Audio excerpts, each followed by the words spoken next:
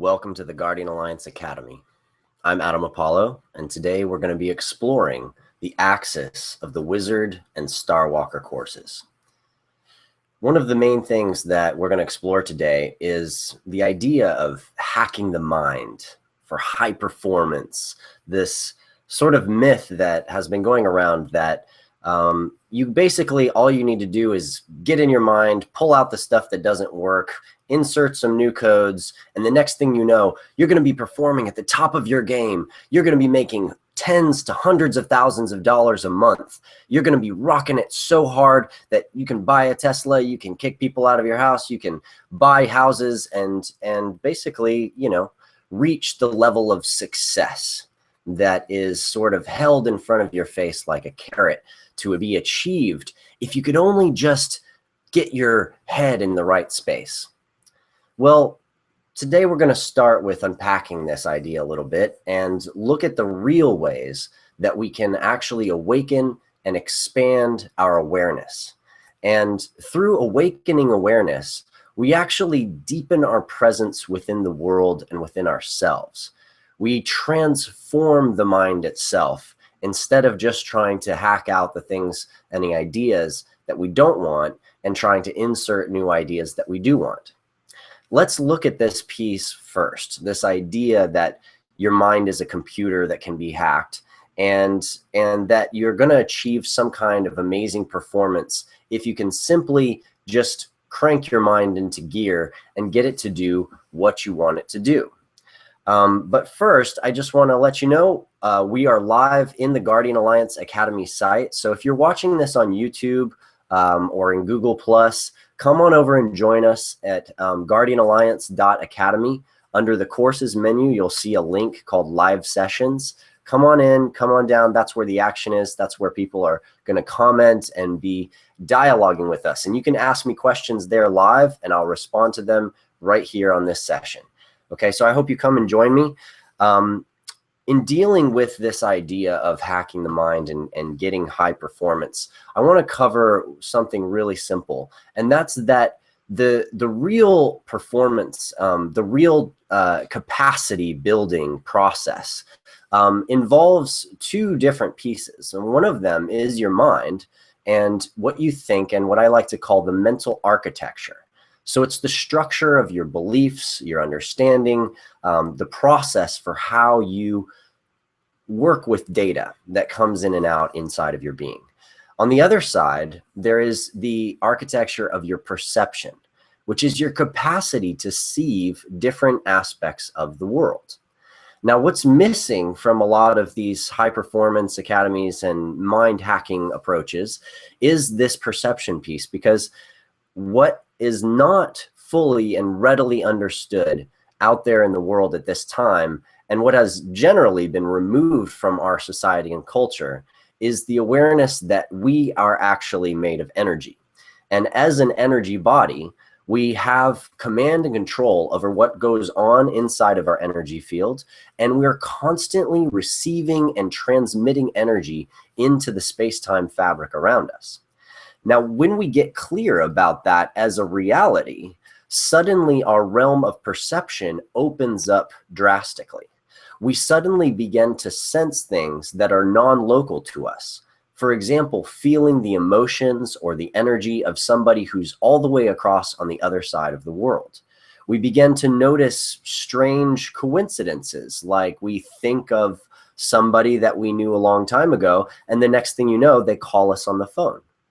We begin to have even more of the kinds of strange sensorial experiences where you feel a tingle on the back of your neck and you turn around and sure enough, somebody is looking at you from across the room.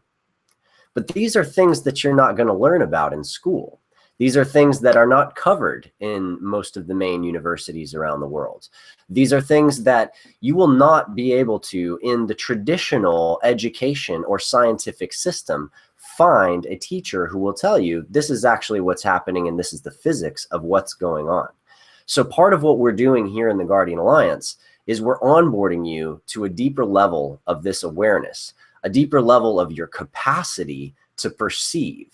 Because by opening and unlocking your capacity to perceive the world in a deeper and more foundational way, you can truly unlock your deeper gifts and your real superhero abilities in the world. So some of you have come in here joining us because you know that, the Guardian Alliance is a superhero training school. And what we're doing is basically establishing a series of principles, protocols, and training courses that will onboard you into a state of transformation. In other words, bring you to an initiation point where you have to then take a leap forward. And through that leap, we hope that you will engage the transformation process in yourself and begin to discover your deeper gifts, who you really are in the world, and what you're really here to do. Because if you don't know what you're here to do, if you don't know who you are in the world, if you haven't accessed that part of yourself, what I like to call your divine sigil, which then can be externalized into an actual sigil or form or geometry. For example, this is my sigil right here, and it unfolded for me many, many years ago, and has been a constant companion for me and a resonant geometric form to help me recognize my own energy signature and what it is that I'm here to do. It reminds me of who I am. If you're Superman, it's the S on his chest, which didn't have anything to do with Superman. But it was a symbol that was part of his family that was placed on that suit when he was put inside of his spaceship and ejected from his parents and sent off from Krypton to planet Earth. And when he reached the initiation phase, where it was time for him to face his destiny, to face his truth and his life on the planet and what he was here to do, bringing forward that sigil, bringing forward that geometry and that essence reminded him of who he was. And that started to build a new architecture of understanding inside of him. It's not just about the gifts that come through us. It's not just about what we perceive and what we're capable of perceiving. It's also about understanding the gifts that are latent and hidden inside of us and waiting to be awakened so that we can do our deeper work in the world. So in today's session, what we're going to be covering is aspects of the techniques for awakening our awareness through deepening our energetic perception and understanding what that means and how it works. And also, we're going to be developing some applications of personal sigils and personal energetic geometry to build ourselves a mental framework that can actually support us in giving our deepest gifts in the world. So if you're with me here in the Guardian Alliance on the live Mastery Ring 1 page under the courses thing, come on in, say hello, give us a comment so that I feel like I'm in a conversation with you guys and we're really connected together here today. It's great to have you. And if you're watching this after the live event itself, feel free to come in and ask questions on that board. I will review it periodically over the next week or two and answer any questions that you guys have. So thank you again so much for being here with me today. All right. So hello there, Numi. Thanks for being with us today. Today, we are first going to open up the space of deepening our level of perception. So the first thing I want you to do is just sit here and feel the gravity, feel the weight of your body, feel the texture of your skin, feel the presence of who you are, the taste in your mouth, the smell in your nose. Notice how the light's entering your eyes and where and how it's entering your eyes. The sound of my voice and any other sounds that are entering your ears. These are the perception realms we're very familiar with, the senses. We often ignore them, many of them, the smell of our nose or the taste in our mouth while we're just going about our day. But the reality is there's information coming in through all those senses all the time.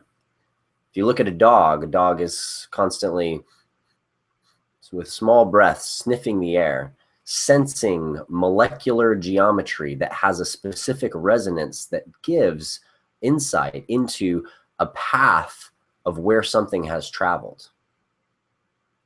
And this is not just psychic perception. This is actual tactile, physical perception that's leveraging the capacity of your inherent senses. But something begins to happen when you start to unite all the senses. So again, feel the weight of your body, taste in your mouth, breathe in your nose,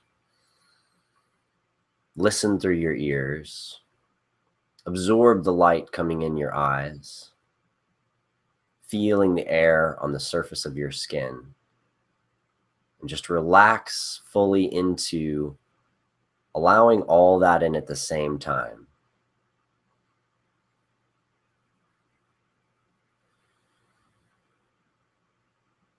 Now take a deep, powerful breath through your whole body.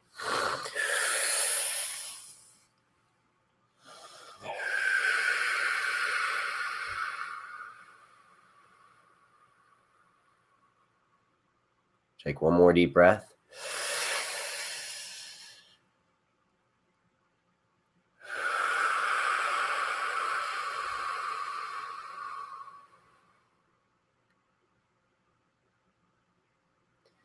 Now notice the stillness in your mind. Notice the reverberation feeling inside your body. Notice how all of your senses seem tuned in and turned on, but just receiving and receptive, active. It's from this space that some of our other sensory abilities open up. We can, from this space, when our mind has quieted down, because our focus is on the entire alchemy of our being, that we unlock the capacity to move with our mind, to see a little bit deeper, to access what's going on behind the surface of our senses. And allowing that deeper sensitivity to come in, that deeper sense to be received inside of us, we begin to tune in to what's actually going on under the surface of all these physical sensations. Under the surface of these physical sensations, we have emotional energy flows. Our mind has formed an architecture of beliefs and understanding that literally is a crystal that's containing and allowing what we let into our heads and what we put out. It's actually a beautiful, amazing crystal that we have inside of us. But sometimes that crystal needs to be adjusted. And it's difficult to change your mind from inside your mind. By thinking, I'm going to change my mind, and then you're like strategizing, how am I going to do that? How am I going to open my mind so that I can think more about the things I want to be thinking about? How do I remove these ideas that I don't want to be thinking about, etc.? Right? We go through these processes all the time, and oftentimes, we're struggling to like deal with the thoughts that we want to have and the ones we don't want to have, and go through a process with them. But the truth is that you can't actually restructure the mind through thinking inside the mind. You can build new ideas and new beliefs. You can decide that old ideas are no longer valuable, but the real restructuring process is very difficult while you're inside the architecture. It's like trying to rebuild a house while you're still living inside the house. So one of the things that this process of tuning into our senses and breathing does is it basically allows us to soften and gentle the space where we're focused on our thoughts, to soften the place where we're caught in our emotional fields, soften the place where we're just focused on one sense or another. This feels smooth, this is air, this is whatever, our processing, and actually step back and just take it all in instead. And when we take it all in, we do something that I like to call ascend. It's ascending above the field of what your daily process is and what your mind is. And so you're able to actually get outside the crystal and look at it. and see it for what it is. And this is the first process of meditation that actually can enable you to master your mind and transform your mind and get it into the states that you really want it to be in, which is aligned with your higher sensory perception, which is aligned with your spirit. And what we're going towards here is actually unlocking a deeper level of perception that I like to call soul perception. Through our soul perception, we actually begin to tune into the original source, the original essence of all things. We begin to feel the real truth that emanates from everything. We stop trying to compartmentalize things into specific ideas or entities, and we enable ourselves to actually take in the full essence of something. Now, many of us have had this experience of soul perception unlocking, even just through a social experience. How many of you have had the experience where you're having a conversation with somebody and you're talking with them, and the words are amazing and you're just feeling them and the emotions are getting beautiful and there's love there, and you start to become in awe of the connection and of the ways that your minds fit together. And as you become in awe of the state of this communion that you're having, all of a sudden it's as if all the space opens up around you. It's as if the person across from you suddenly really becomes 3D.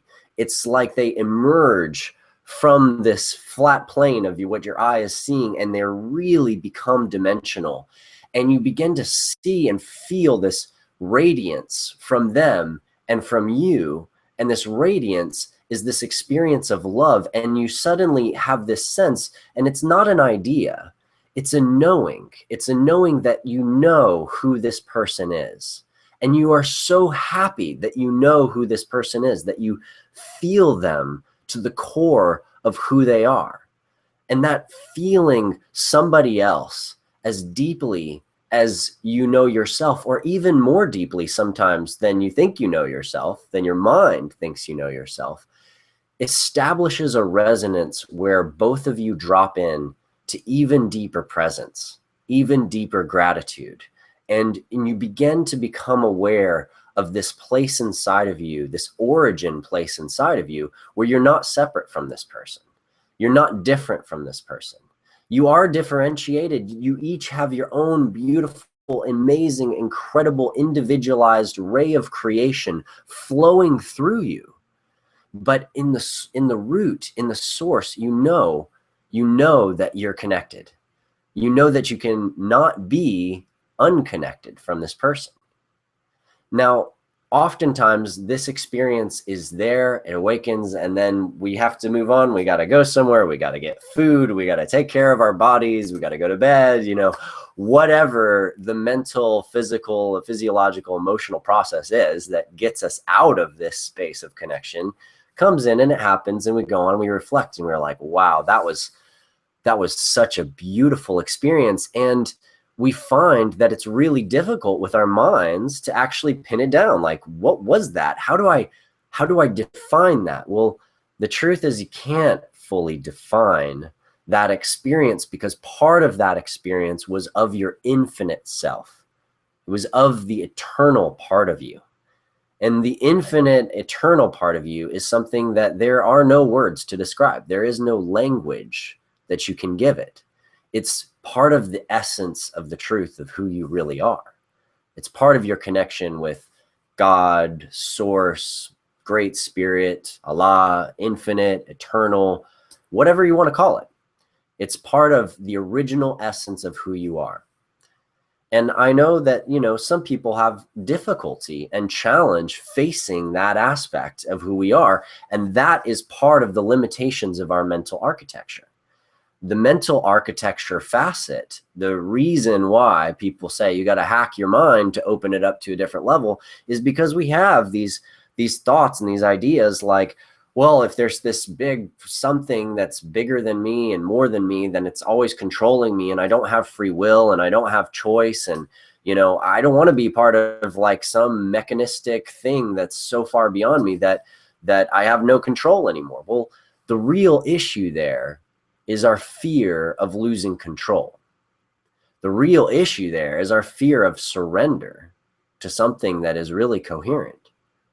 But if you think about it, if you reflect on the moments when you're trying to do something amazing, play a sport, skiing, running, baseball, basketball, whatever it is that you like to do in life, think about the moments when you really hit your, what I call the flow, the high performance state, right? Where suddenly you're in it and you are just on it and you're rocking it and you are just moving so fluidly, and everything that you've been trying to do or think you've been trying to do is just coming together, and boom, it's just happening.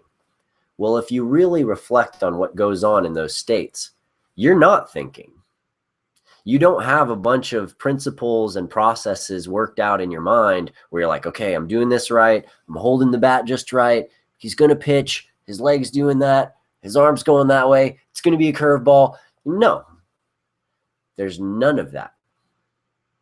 You've actually surrendered control to a deeper level of your capacity, a deeper level of your perception. Your mind has let go.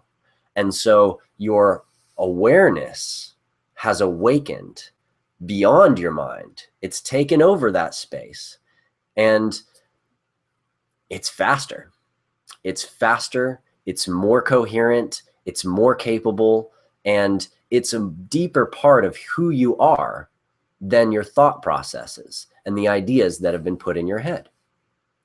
Throughout our lives, we get taught many different things and we absorb the language of what we're taught.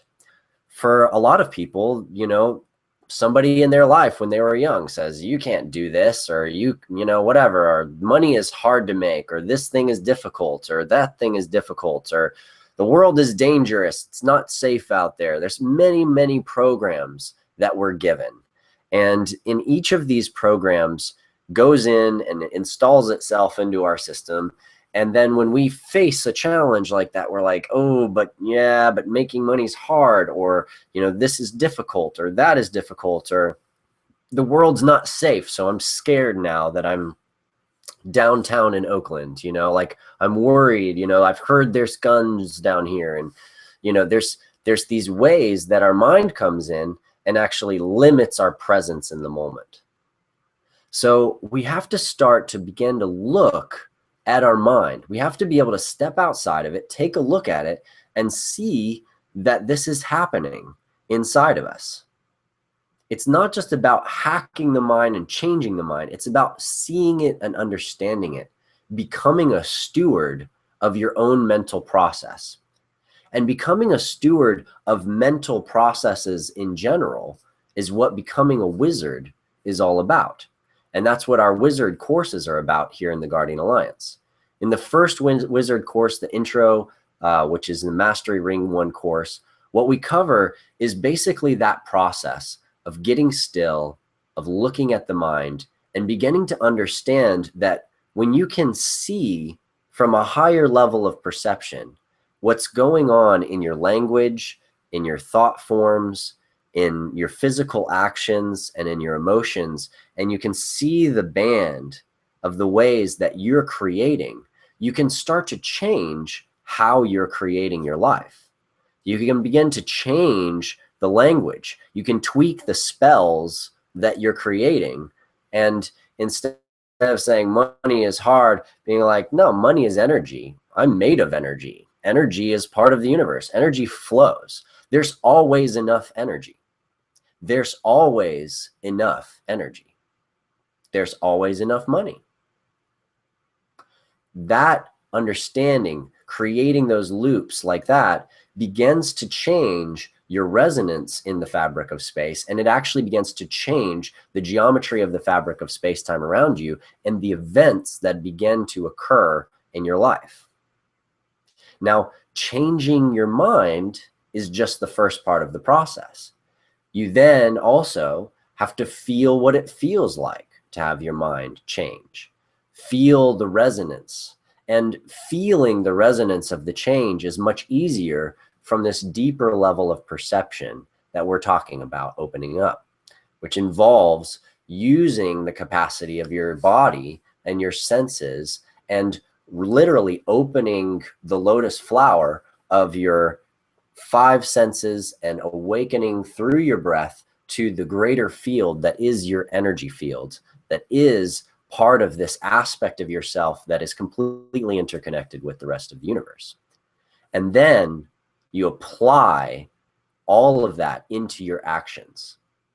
You know, when you even when we see wizards on, you know, movies, Harry Potter or whatever, they don't just, you know, think or speak some incantation and some stuff happens. They do something with a wand. They weave the energy and create something. They do the Tai Chi. They do the Qigong. They do the martial art of bringing that energy in and creating it into the world.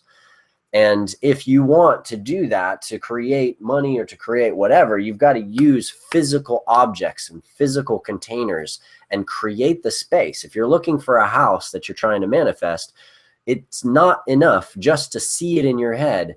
You got to draw it out. You got to plan out what it's going to look like. You got to feel what it's going to feel like to be there. And then you got to look on Craigslist. You got to look on Zillow. You got to look on PadMapper and get in there and actually find the house and take the actions to get it. You got to follow through all the way, the whole circuit of the magic and the creation process. And so that's what it means to be a wizard, is to see and to feel and understand that you're communicating with space-time all the time, with every level of your being. You're communicating with reality and with the events that come into your life. And when you begin to take charge of that and step into a position where you are choosing to start to be the director of your life, then you begin to become the wizard inside of your life that actually has the power to magically shape and change the life that you're living and bring it in to a life that you really want it to be.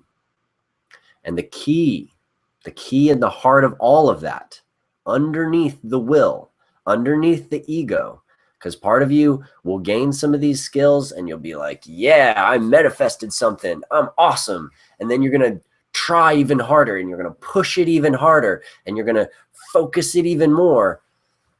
But there is a limit to how much that you can push and hold.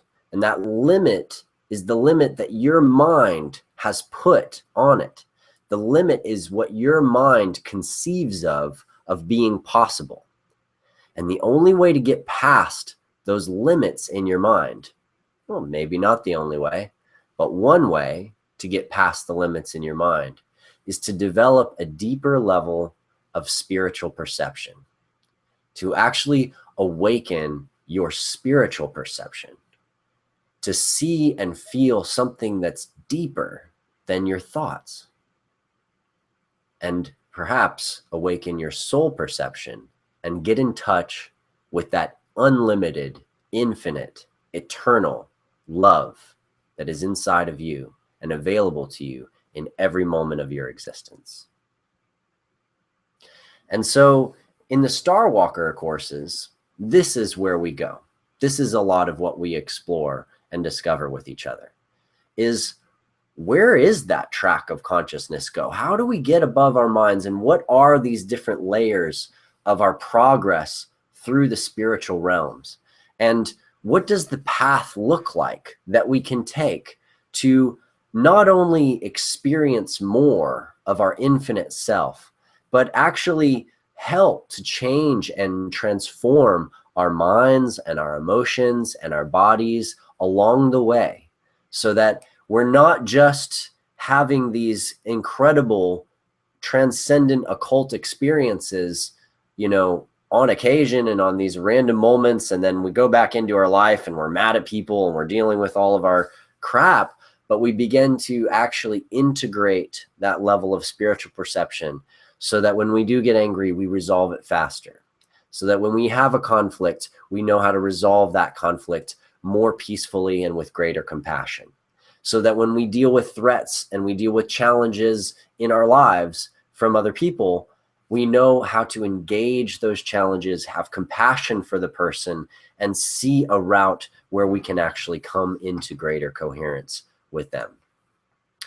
And this is beautiful. This is a beautiful piece of the process of healing ourselves and coming into a greater self-awareness of who we really are in the world.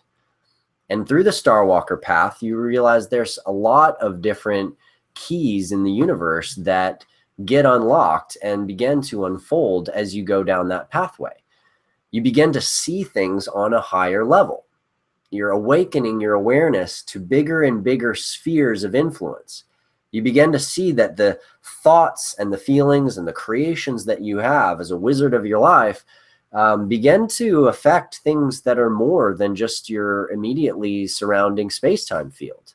The impact that you have begins to roll out across the country or across the world, and you begin to see changes and things occurring in synchronization with the actions that you're taking in your individual life. And you begin to realize that you're part of an entire planetary journey, that the entire planet is evolving with you.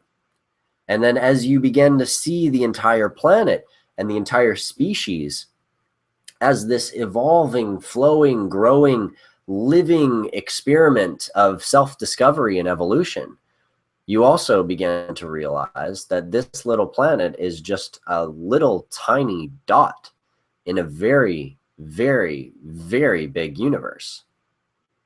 In our galaxy alone, there's 200 billion stars.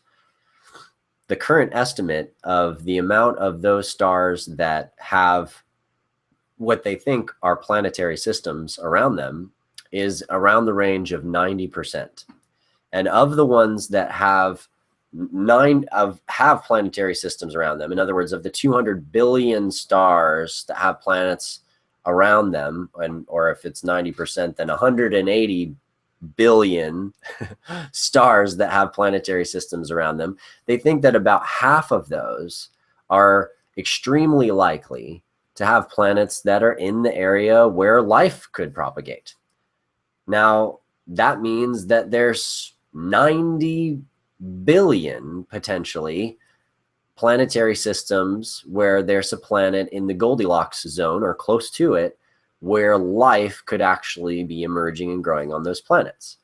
And now if you do the math of those 90 billion, or even if you take a fraction of that and do 9 billion, or even 900 million, or even 0.00001%, and you're talking about, 9 million planets in our solar system or in our galaxy that have the capacity to create life. And then you take some of those and you figure out what's the probability of life actually forming itself, evolving, and eventually becoming a conscious being.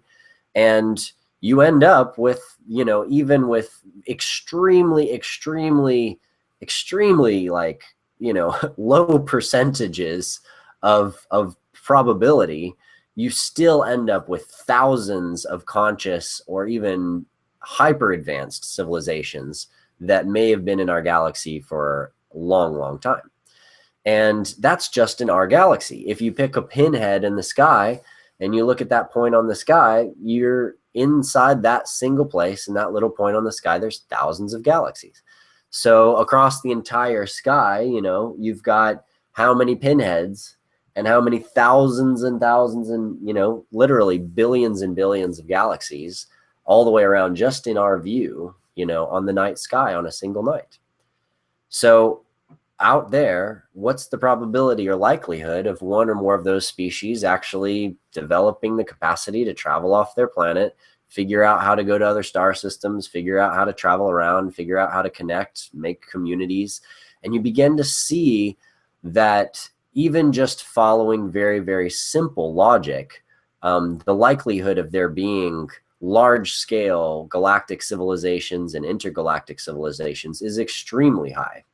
And this is pretty well accepted at this point in the scientific community, Although everybody's like, well, why haven't we been in contact with them? How come it hasn't happened yet? How come SETI hasn't announced it? How come the president hasn't announced it? Like, what's going on with that? Well, one of the things that we cover in the Starwalker course is that they have made contact with us. We have been in contact with them. The president has known about it. There's a massive, massive movement called disclosure happening right now. And I'm sharing this with you because it's deeply related to this idea of awakening and expanding our awareness that we've been talking about throughout this whole session.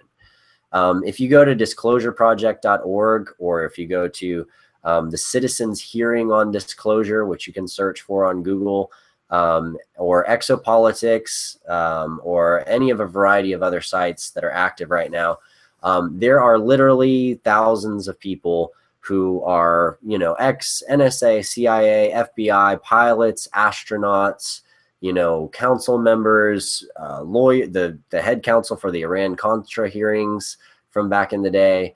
And all of these people are testifying that the extraterrestrial presence is real, that we've had technologies that we've reproduced from their craft on this planet for over 60 years, and that this is a serious piece of knowledge and awareness that's needed by the people on planet Earth at this time in order to make it through this transition. There are, you know, serious issues going on right now in our atmosphere and on our planet. Some of you may have noticed, you noticed that I sound a little bit stuffy today. Well, I came back from Beloved Festival in Oregon, and for 2 days I was driving down the 101, and there was massive amounts of smoke and smell in the air. And I got back down to California, and the sky yesterday was just completely, you know, completely foggy with smoke. And I could smell rubber. I could smell the smell of like burned houses. And my sinus system has been having to deal with all this extra gunk that's been in the air, and it affected me pretty strongly. I've had to be doing a lot of self-work to regulate, to cleanse, and to clear that field. And I'm coming out of it, but it's still in the air. So it's a bit challenging right now. And you know, if you look just at what we've done with the nuclear plants melting down and the radiation that's been added to our atmosphere and our waters, if you look at the pollution caused by cars on a daily basis, planes, the chemtrails that we see are, you know, contrails. But yeah, some of them are not just that in my assessment. Then you begin to realize that we are in serious need of a major upgrade on this planet. And if we're going to upgrade this planet, if we're going to bring things to another level, we have to see and adapt to a new level of technology and a new level of capacity. And to do that, you know, it's going to take opening up the doors on some of the secret projects that have been going on this planet for a very, very long time. And some of those secret projects include new energy systems, new transportation technologies, and even potentially more advanced replication technologies than we have right now. And so there's a great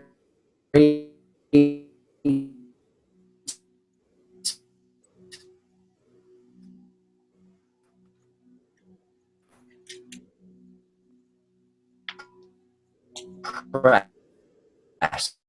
right now to push that forward to people, researchers and workers now independently doing this work around the world, and who are going to release these technologies and are going to do it in a distributed way and a secure way that allows every person on the planet to have access to the open source information that can develop these technologies. So whether you like it or not, Galactic Earth is coming. We are going to become an interplanetary species, and it's not going to take that long. It's taken a little bit longer than I hoped and than I wanted, but it's coming, and you're going to be a part of it. And it's going to happen in your lifetime, most likely. So that's something to prepare your mind for. The idea that there are many other species out there that you're going to get to encounter and explore. there are many other kinds of beings, other kinds of planets, other kinds of awarenesses that you may have to meet. And they may not have the same way of communicating as you through language. And so you're going to have to open your mind even more to understanding and accepting and receiving new ways of being, new ways of operating, new ways that cultures can live and thrive on planets. They'll have a lot to teach us because, you know, if you've evolved for many, many thousands of years as a star civilization, you start to really understand what's important and what's not. And one of the things on this planet that we're still learning about right now is how to determine what is value and what's not. You know, you get a bunch of money on this planet and people just tend to hoard a bunch of objects and goods. I want the big TV, I want the big thing and the big house and the big thing and the other big thing and the other big house and the other big, and I want all this stuff and I want all these cars in my garage, and all this stuff is going to somehow like remind me that like I did this and I'm this amazing. And yet most of those people are not very happy.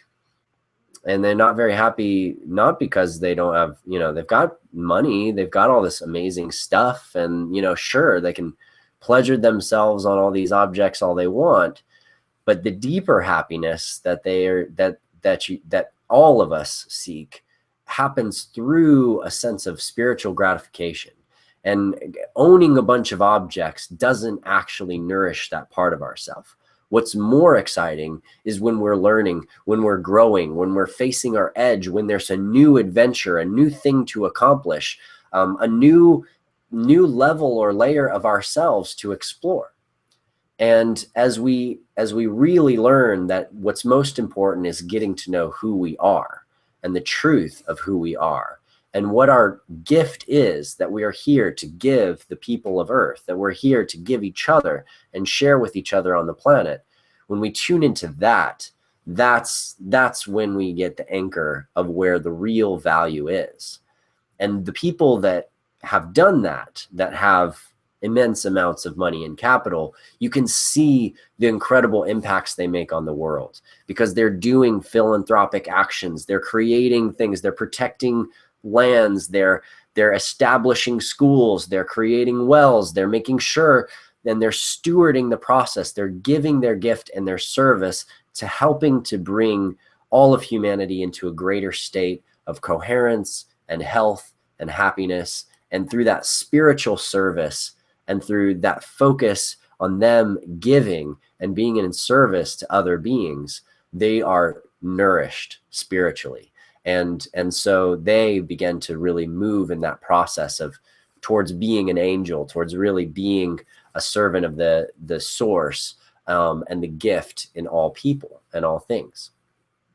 And so the Starwalker course is about taking that path on that journey and seeing where it goes and seeing where it leads.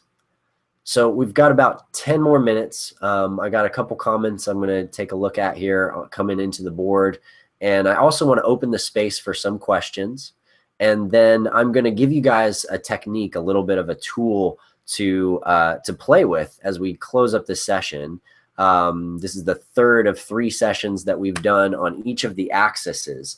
And so now that we've unlocked all the axes, the warrior healer axis, which David Beaudry was featured in and shared with us, the warrior course and the healer course, the Weaver Ambassador axis, the axis of connection, where Alexander Fairman shared with us the depth, and also Simon Sutton shared with us the power and potency of emotional coherence and communication and relationship. And then today, the Wizard and Starwalker axis, where we start to open up our perception. We start to open up a deeper level of our spiritual awareness and purpose here on the planet. Now that we've completed those axes, I'm going to give you guys a little bit of a gift, and it's about creating your superhero sigil. It's about creating your piece, your little gift to remind you of who you are and what your deepest work is here in the world. So I'm going to get to that in just a minute. We'll wrap up the session with that. See what the new comments are that have come in.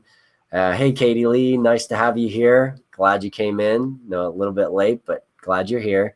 I've loved, by the way, seeing your presence in some of the different arenas For those of you who haven't had a chance to see Katie, she's been super active in the different courses. I loved her video for the Ambassador Connecting course, where you're challenged to really create a video to put yourself out there and express yourself. And so I was really happy to see that. She did an amazing job. And Terry, speaking of disclosure, have you been watching the Cosmic Disclosure series, Secret Space Program, with Corey Good and David Wilcock on Gaiam TV?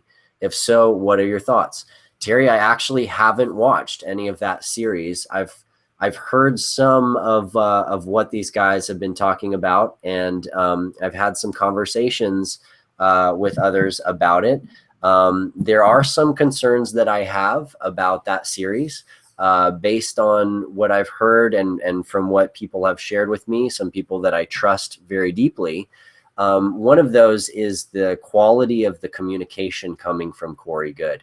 And again, I'm not going to place my personal judgment on this. I'm just going to relay, you know, my assessment based on how other people have received what he said.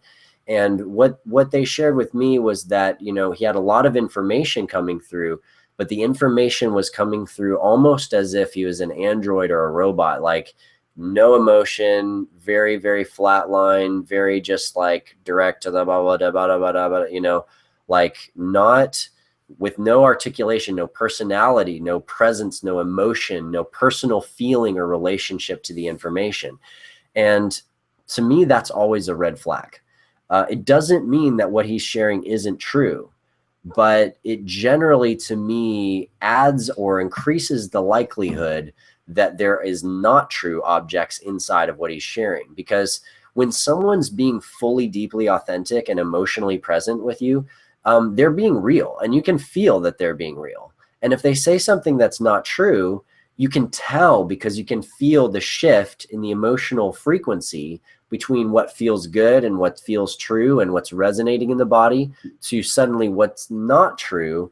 And suddenly it has a different resonance in the body. Just like if you do muscle testing and you say yes, you know, you can't pull your fingers apart, you know, or push, you know, I say yes, my finger's really strong. I say no, I push it down super easily.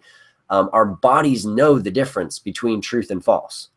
And when somebody seems to be intentionally, you know, in a place where they're isolating that charge and they're not actually allowing a transmission to come out where you can feel the field of the emotions, oftentimes there's a lot of stuff that's not true in there. And that's just in my experience. And I've had that experience with certain other individuals that I've encountered in my life. I've met a lot of ex-Black Ops people, and they certainly verified that process for me and told me that that's actually some of the psychic warfare training. David Wilcock, I love his work. I think he's an amazing individual. I really, really appreciate his work. And he seems pretty into what Corey has to share. So again, I don't know for sure, but I would just say, be cautious, you know, and be sensitive about the information that you're receiving, and be really conscious about what you're agreeing with and what you're going with and what you don't. And that's always a good practice, especially for any good wizard or Starwalker. You need discernment in the journey of awakening new knowledge and new information. On the other level, there is some information about some blue avian creature beings, species. And I have encountered some beings like that in my journeys. And so it is possible that there is some true information that's coming through on that level about those beings. But since I haven't watched the series, I'm not going to say much more about that and haven't validated it for myself. So I'll just give you guys that as a little bit of tools. And Margot, you're welcome. Glad to talk a little bit about disclosure. I hope you guys are checking out the Starwalker course. We're going to be diving a lot deeper into work with the Galactic family in some coming courses, short courses, as well as some longer courses in Ring 2. So stay tuned for that. That's going to be coming up over the winter. And I'm really excited about where we're going next. We're also, by the way, going to be opening up a membership program that's going to be just like a super cheap donation once a month. And when you get on that program, you basically are going to get access to a ton of archives, whole course archives of courses that I've taught in the past, that other people have taught in the past, a bunch of videos and libraries of things. So you guys can on your own dive in a lot deeper to a lot of different ideas that are outside the kind of tracks that we're doing in the Guardian Alliance Mastery series, and really kind of enrich your knowledge and your information, and get access to a lot more of the juicy stuff we've been wanting to release and bring into this academy. So thank you guys again for being here. As a final practice, I'm going to basically share with you some keys on how to tap into creating your personal sigil, creating your superhero symbol, and what that is. So for myself, I had to do this through a process of a series of meditations and confirmations, and really tapping into a deeper level of flow in myself and my soul perception to access this. And over the years, I've evolved my sigil. I've seen it evolve, and it's grown and changed as I have grown and changed. So you got to come back to your sigil and look at it every couple of years and say, is this still resonating the fullness of who I am and what I'm here to do? And sometimes that answer might be no. And you'll be like, well, what does it need? What is missing from this? And from that, you'll gain a little bit of an insight into what you might want to add to the sigil to make it more complete and more whole and more full.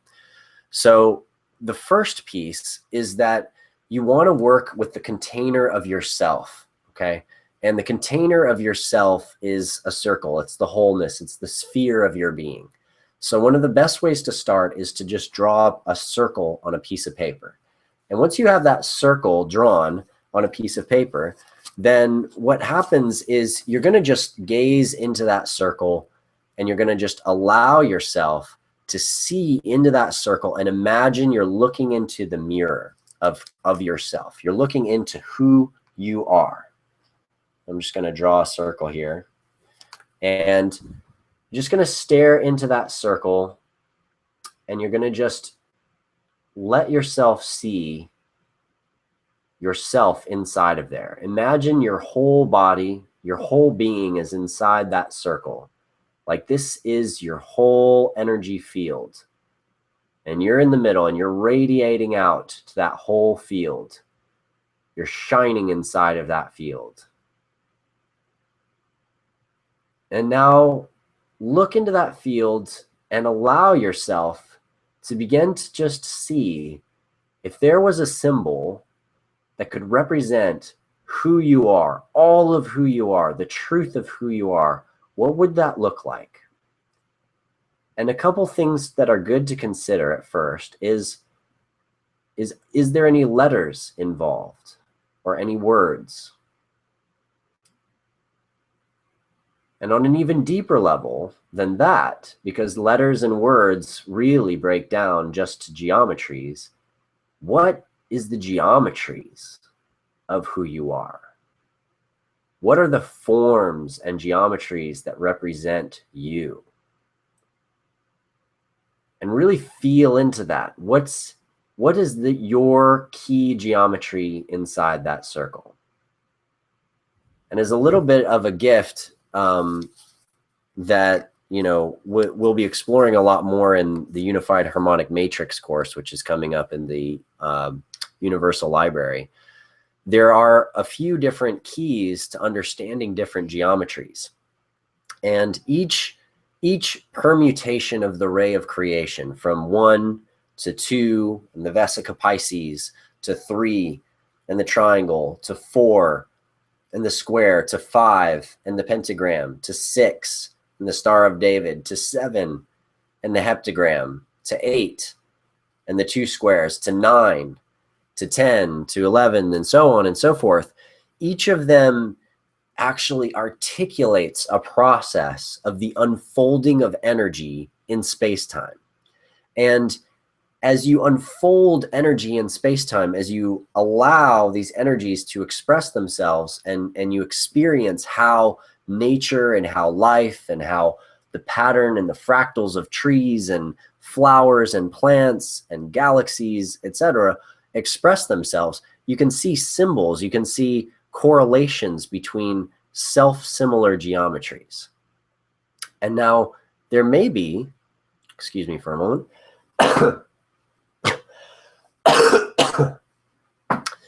there may be a specific geometry that holds for you a deeper resonance with who you are and what you're here to do in this life, in this world, or that just resonates with you right now and what you're seeking to create and seeking to accomplish. So for those of you that have joined this live session, I'm going to post a link on the board for you to explore after we close this session. And the link will take you to a page where I go through and I talk about the unified harmonic matrix. But there's the main thing I want you to look at is I want you to go down and look at the evolution of points of energy from 1 to 2 to 3 to 4, and look at that ray of creation process and explore that ray of creation process and see as you read through it, when you hit a number that just resonates with you really strongly and reverberates for you, save that information and think about what would it look like to draw your sigil, your geometry, your magical symbol of who you are using that geometry inside your circle. Now, so for me, one of my most powerful geometries, the ones that really, really powerfully resonate with me, is the Trinity. And the Trinity, or the triangle, to me connects into the structure of the fabric of space. It connects into balance of yin and yang and unity. It connects into things being separate but also being whole, and the many dynamics for how things can be separate and whole. It's about stability and strength, and there are many, many principles of the Trinity that mean a lot to me. And then on a deeper level, what about Trinity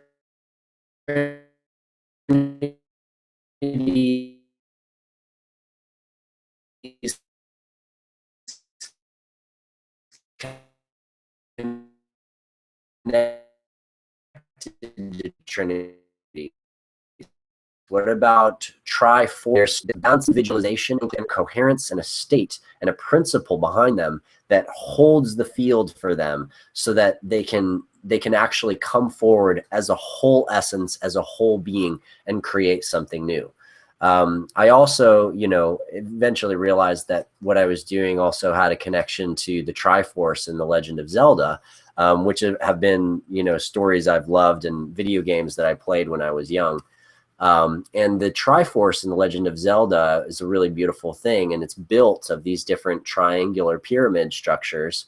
And when the different, golden triangles are added together, they form this Triforce, and the Triforce represents these 3 keys, which together, when they're combined, allow wishes to be granted.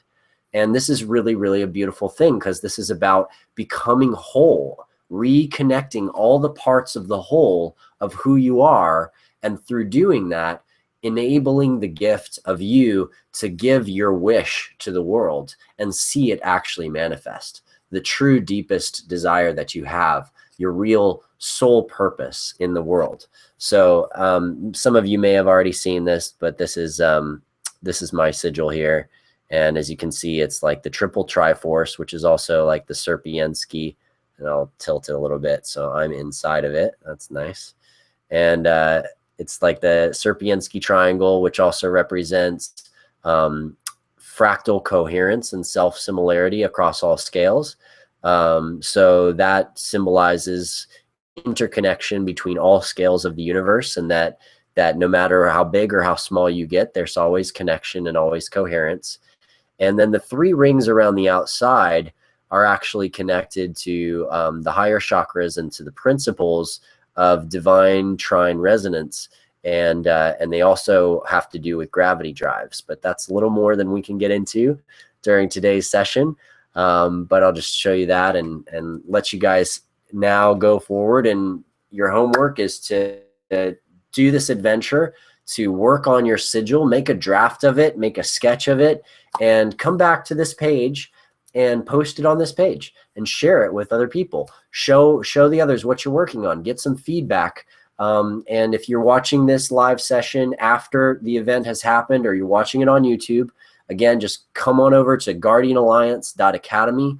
That's where all the action is happening. You can also just Google Guardian Alliance and find us that way. But once you're in guardianalliance.academy, under the courses link, just click on live sessions, and you'll see this live session from today, and you'll be able to come in, talk on this wall, share your sigil with us, and let's do it. And let's go get them out there in the world. I thank you guys so much for being with me here today. Once again, my name is Adam Apollo, and I really, really appreciate your presences and look forward to connecting with you guys again next Sunday, because next Sunday we're having the whole Guardian crew of the current faculty showing up, and we're going to do a whole Ring 1 Mastery Series roundup, and we're going to be talking about where we're going next and what the next courses are that we're going to be opening up, and some of how we're going to approach the next 6 months, and what's going to be going on here. So it's going to be a really great session. Please put it on your calendar, make note of it, and we look forward to seeing you then. Thanks so much for being here with me today. Aloha Keakua, blessed be, in Lakesh.